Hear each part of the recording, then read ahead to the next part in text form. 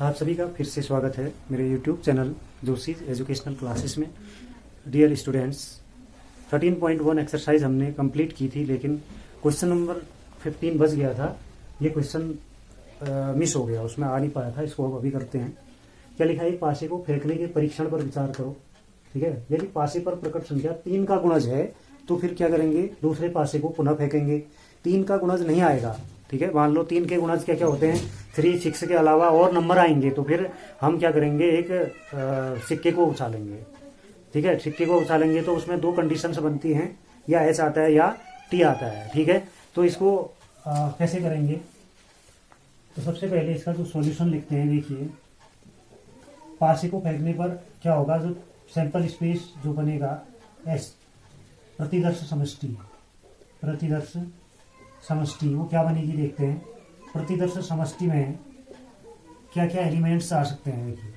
तो एक यहाँ पर कंडीशन ये है कि जब पासे को एक बार फेंकते हैं, अगर 3 का गुणज 3 और 6 आता है तो पासे को फिर फेंकते हैं।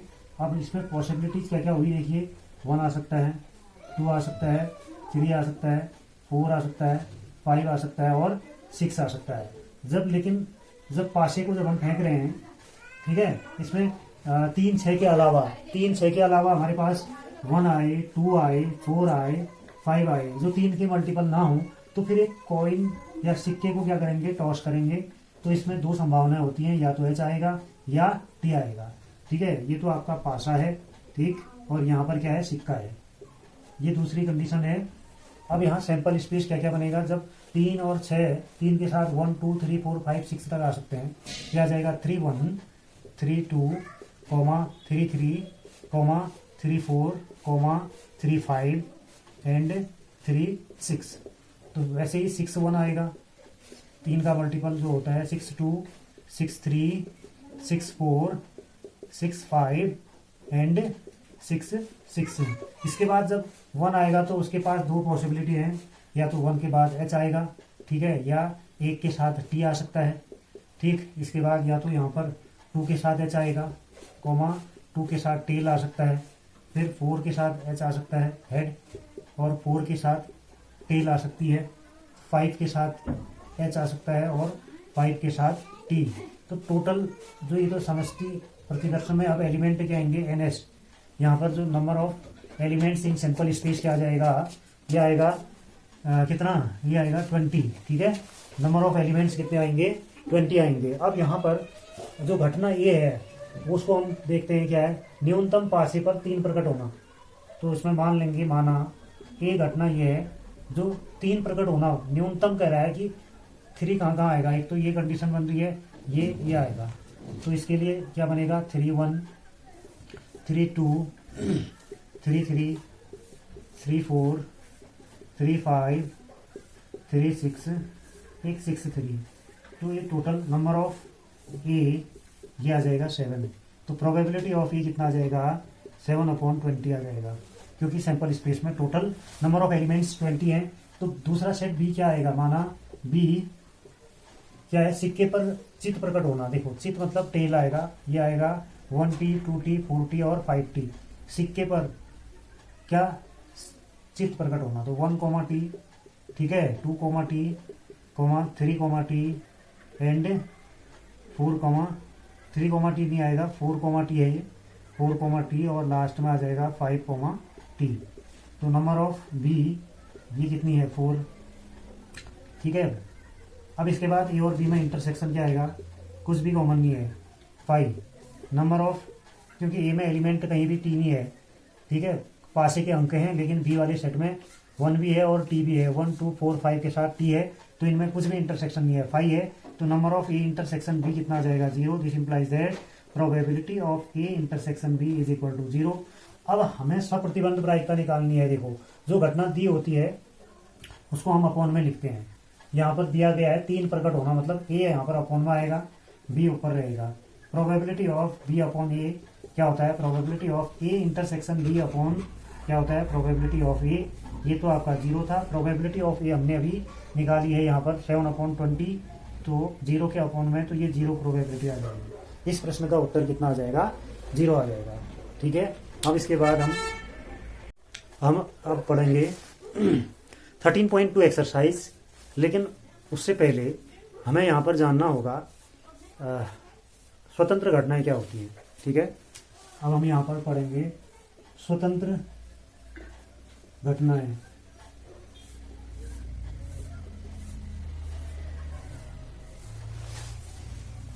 तो जो स्वतंत्र घटनाएं हैं इनमें मान लेंगे कि सैंपल स्पेस है हमारे पास ऐसे है, इसमें बहुत सारी घटनाएं हैं, E1, E2, E3 up to Son EN घटनाएं हैं। तो पहले हमें इसकी डेफिनेशन पता होनी चाहिए कि स्वतंत्र घटनाएं क्या होती हैं। ऐसी दो घटनाएं हैं जिनमें एक घटना के घटित होने की सूचना का प्रभाव दूसरी घटना की प्रायिकता पर नहीं पड़ता है। एक घटना के घटित होने की सूचना का प्रभाव दूसरी घटना की प्रायिकता पर नहीं पड़ता है, तो उनको कहते हैं स्वतंत्र घटनाएं। तो ये आप डेफिनेशन देख लेंगे। तो इसमें ये होता है कि स्वतंत्र घटना के लिए probability of E1 intersection E2 ये किसके बराबर आता है, probability of A into probability of B, ये इसका फॉर्मूला है। स्वतंत्र घटनाएं होंगी A और B, तो उसके लिए ये फॉर्मूला होता है। ठीक है, और इसमें हमें ये पता होना चाहिए कि प्रोबेबिलिटी ऑफ, मान लो ये क्या है, E1 अपॉन E2, ये किसके बराबर आएगा, प्रोबेबिलिटी ऑफ E1 के बराबर आ जाएगा। और इसमें हम क्या लिखेंगे कि probability of E2 does not equal to 0। एक केस ये बना, दूसरा केस ये है कि probability of E2 upon E1 ये किसके बराबर आएगा, प्रोबेबिलिटी ऑफ E2 के बराबर। यहाँ पर जो न्यूमरेटर में था उसके बराबर आता है, लेकिन प्रोबेबिलिटी ऑफ E2 0 होगा, तो यहाँ पर भी प्रोबेबिलिटी ऑफ E1 क्या आ जाएगा, डज नॉट इक्वल टू 0। यहाँ भी जो न्यूमरेटर में है उसकी प्रोबेबिलिटी के बराबर आएगा। ठीक है, कंडीशनल जो प्रोबेबिलिटी है, लेकिन probability of E2 does not equal to 0 दूसरी कंडीशन है ये। इट मीन्स स्वतंत्र घटनाएं वो घटनाएं होती हैं जिनमें एक घटना के घटित होने की सूचना का जो इफेक्ट होता है वो दूसरी इवेंट की प्रोबेबिलिटी पर नहीं पड़ता है। तो ये मेनली ये फॉर्मूला हमारी 13.2 एक्सरसाइज में यूज होगा, और हमें प्रूफ भी करना होगा, दिखाना होगा कि कौन सी घटनाएं स्वतंत्र हैं और कौन सी घटनाएं स्वतंत्र नहीं है। अगर ये कंडीशन हमारी आ जाती है, probability of E1 intersection E2 is equal to probability of A, और यहाँ पर A B के बदले क्या होगा, E1 E2 होगा। ठीक है, E1 इंटू प्रोबेबिलिटी ऑफ क्या आ जाएगा, E2। E1 और E2 की प्रोबेबिलिटी के प्रोडक्ट के बराबर होता है। ठीक है, अब हम करते हैं एक्सरसाइज में क्वेश्चन। ठीक है, 13.2 एक्सरसाइज का पहला प्रश्न क्या लिखा है, देखिए। प्रोबेबिलिटी ऑफ A 3/5 PB बराबर 1/5। A और B स्वतंत्र घटनाएं हैं, तो P A इंटरसेक्शन B ज्ञात करो। ये तो डायरेक्ट हमने फॉर्मूला पढ़ा था अभी। क्या होता है, P A इंटरसेक्शन B स्वतंत्र घटनाएं हैं, तो क्या आएगा, probability of A into probability of B। ठीक है, तो यहाँ पर कितना आ जाएगा, 1 अपॉन प्रोबेबिलिटी ऑफ A कितना है, 3/5 इंटू कितना आ जाएगा, 1/5। तो आंसर आ जाएगा यहाँ probability of A intersection B is equal to 3/25। तो ये प्रश्न पहला है, उसका आंसर आ गया। दूसरा क्वेश्चन लिखा है बोर्ड में, देखिए। 52 पत्तों की एक गड्डी में से यादृच्छया, मतलब क्या हुआ, अचानक से बिना प्रतिस्थापित किए 2 पत्ते निकाले गए। दोनों पत्तों के काले रंग के होने की प्रायिकता ज्ञात करो। ठीक है, तो इसका सॉल्यूशन हमने किया पहले का, दूसरा यहाँ पर करते हैं। देखिए, पहले तो जो ताश में गड्डी में कुल पत्ते कितने होते हैं, 52। ठीक है, 26 काले, कुल काले पत्ते कितने होते हैं, कुल काले पत्ते किसमें, गड्डी में कुल काले पत्ते कितने होते हैं, 26। गड्डी में कुल पत्ते जो होते हैं वो क्या होते हैं, 52। तो एक पत्ता निकालने की प्रायिकता आ जाएगी, गड्डी में से एक काला पत्ता निकालने की प्रायिकता। एक तो वैसे लिखा रहता है यहाँ पर, डियर स्टूडेंट्स, आपको समझना होगा कि काले पत्ते कितने होते हैं, 26 होते हैं, और कुल पत्ते 52 होते हैं। तो ये सिंपल करेंगे तो 26 यूनिट 52 होता है, तो इसकी प्रायिकता 1/2 आ जाएगी। अब टोटल पत्ते कितने बचेंगे, एक निकाल लिया, तो फिर बिना प्रतिस्थापित किए उसको उसमें नहीं रखा है। बिना प्रतिस्थापित करने के बाद अब शेष काले पत्ते कितने बचेंगे, शेष काले पत्ते ये बचेंगे 26 - 1 बराबर कितना आ जाएगा, 25। शेष कुल पत्ते जो होंगे वो 51 आ जाएंगे। कुल पत्ते 52 - 1 कितना आ जाएगा, 51। ठीक है, यहाँ पर ये कंडीशन क्या है, बिना प्रतिस्थापित किए हमने उसको उसमें नहीं डाला, फिर से बिना प्रतिस्थापित किए, जब हम सब्स्टिट्यूट नहीं करेंगे, एक पत्ता निकाला तो उसमें नहीं डाला, ठीक है, तो बिना प्रतिस्थापित करेंगे तो ये आ जाएगा। अब गड्डी में से काला पत्ता निकालेंगे, ठीक है, पुनः गड्डी में से काला पत्ता, एक काला पत्ता निकालने की प्रायिकता कितनी आ जाएगी, कि प्रायिकता, अगर हम इस प्रायिकता को पी ए कहते हैं मान लो, अब उस प्रायिकता को पी बी कहते हैं, बी घटना वाली है, तो ये अब पत्ते कितने 25 बच गए और टोटल पत्ते कितने आ गए 51। ठीक है, दोनों पत्तों के काले रंग होने की प्रायिकता, अब दोनों पत्तों के काले रंग के होने की प्रायिकता, काले रंग के होने की प्रायिकता पी ए इंटरसेक्शन बी इसके बराबर होता है probability of A into probability of B. ठीक है, तो यहाँ से वैल्यू रख देंगे, प्रोबेबिलिटी ऑफ ए कितना है 1/2, प्रोबेबिलिटी ऑफ बी इवेंट कितना आ गया था 25/51, तो आ जाएगा 25/51 दूनी कितना होता है 102। तो ये पहले प्रश्न का क्या आ गया, आंसर आ गया। ठीक है, ये दिख नहीं रहा है थोड़ा इसको, अब ये दिख रहा है, देखिए।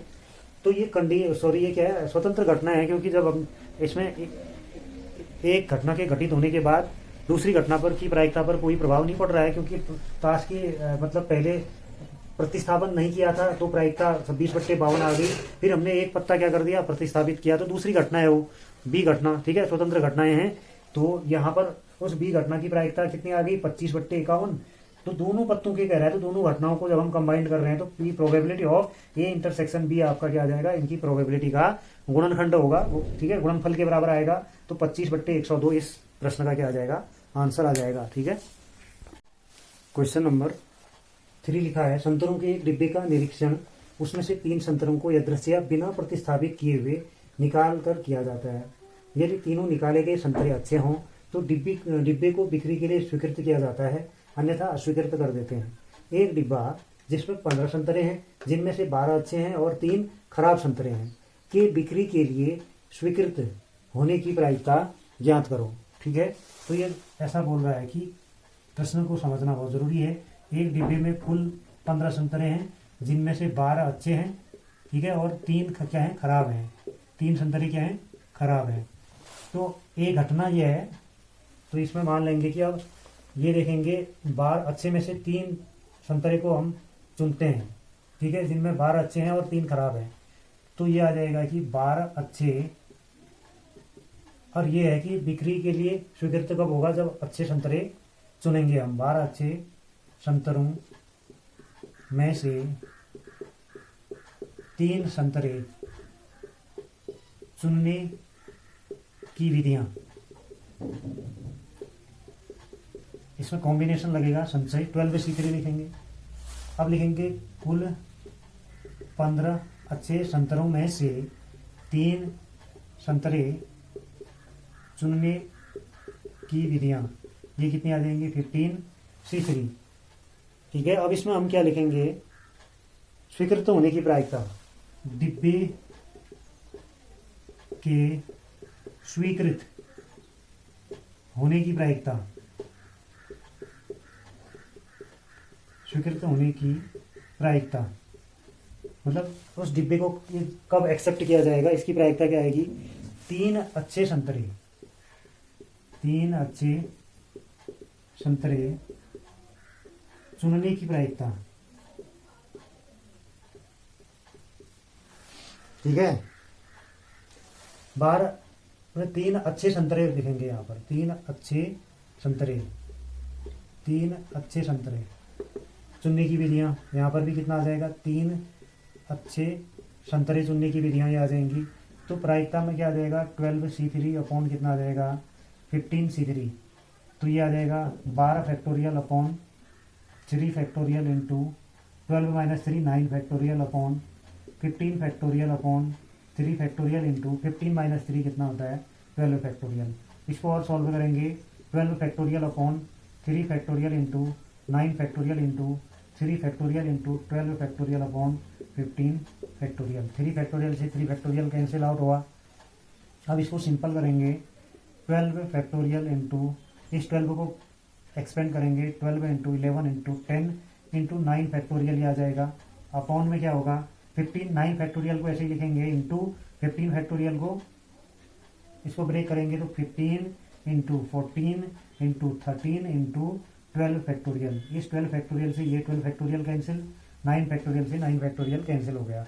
तो कितना आ जाएगा देखो 5 3 जा 15, 5 2 जा 10, 3 4 जा 12, 2 7 जा 14। तो ये आ जाएगा 4 इंटू 11 अपॉन 7 इंटू 13। फाइनली हम इनको मल्टीप्लाई करेंगे तो इस क्वेश्चन का आंसर कितना आ जाएगा देखिए यहाँ पर दिख नहीं रहा है, इसको ऐसे देखेंगे। फाइनली 11 4 जा कितना होता है 44 और 13 7 जा 91। तो इस क्वेश्चन का आंसर कितना आ गया 44 अपॉन 91। तो टोटल डिब्बे में 15 संतरे थे, 12 अच्छे हैं और 3 खराब संतरे हैं, ठीक है। और यहाँ पर क्या आएगा 12 अच्छे संतरों में से 3 अच्छे संतरे चुनने की विधियां ये आ गई और 15 संतरों में से 3 अच्छे संतरे चुनने की विधियां ये आ गई। तो जब अपॉन में कर देंगे तो ये हमारा आंसर आ गया, ठीक है।